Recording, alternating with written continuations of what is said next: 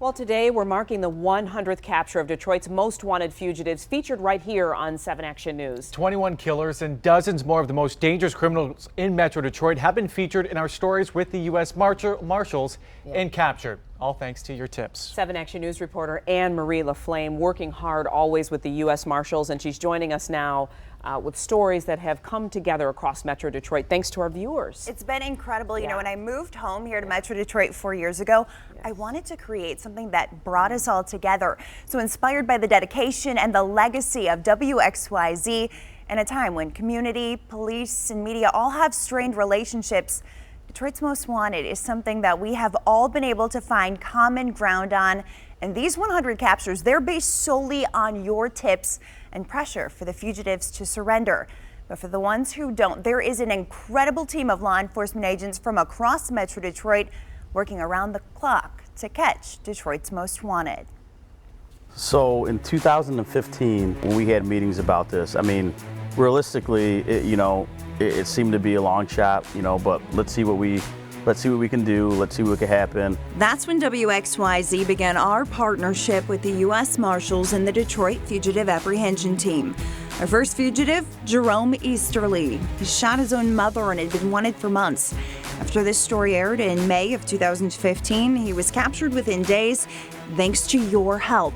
He's now serving 23 to 35 years in prison. These are the worst guys, the ones we have a hard time finding. These are the guys that the investigators just, that they can't sleep at night looking for a lot of these guys. But before we teamed up with the Marshals asking for your help to find Metro Detroit's most wanted fugitives, law enforcement came together. It's been a passion of mine to drive this forward and just to let people know what we can do in the community to help out the community. U.S. Marshal Mark Jankowski's passion comes as a Warren native who has spent his whole career with the United States Marshal Service. He was here in 2004 when tragedy struck. Our officer was murdered right here in this parking lot by a coward, something that we've never experienced in Sterling Heights. Officer Mark Sawyer's just 30 years old, executed while sitting in his patrol car. The U.S. Marshals stepped up to find his killer, and what sparked a collaborative manhunt out of compassion for a fallen brother is now the Detroit Fugitive Apprehension Team, comprised of 58 law enforcement officers from both state and local partners, led by the U.S. Marshals. They're special deputized by the U.S. Marshal. We give them the same authority we have as deputy marshals. We can go anywhere in the U.S. and its territories.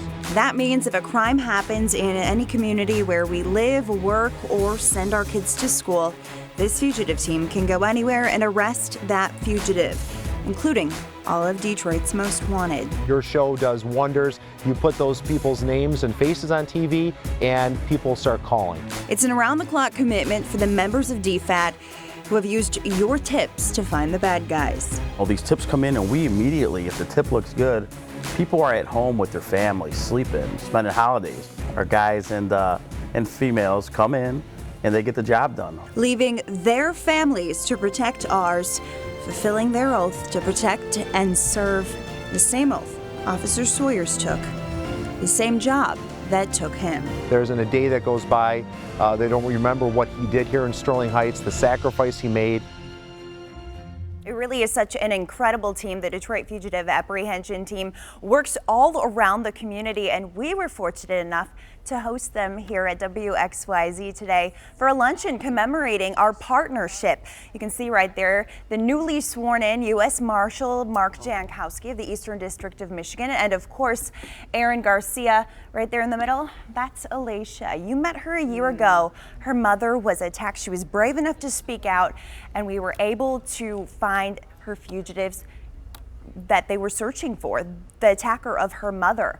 You can see right there our general manager, Mike Murray. Did you see that cake we had made as well? I walked past it, but it took all the strength I had. I told the Marshals, I said, if there's a way that I can make this big and make it fancy, I'm going to. They deserve it. They are heroes. So many heroes, so many people that are a part of this. I'm so excited. You saw Alicia there at 6 o'clock. We get to go back and we get to visit those families who have touched our lives and inspired the viewers to call and catch these fugitives. Yeah. You always do a great job on this, Anne Marie, and I equally appreciate Aaron Garcia's passion because He's amazing. He's feeling the plight of those families, and that's how he gives it to us, and it makes us want to look. They and said it right search. there, you know, the holidays. Yeah. They're missing time with their families. Yeah. They go, those tips come in, and they go find those fugitives. Yeah, they get the job done. Great But job. 6 o'clock will be really special. I can't wait for you to see the difference in these families. Thank you, Anne Marie. Yeah.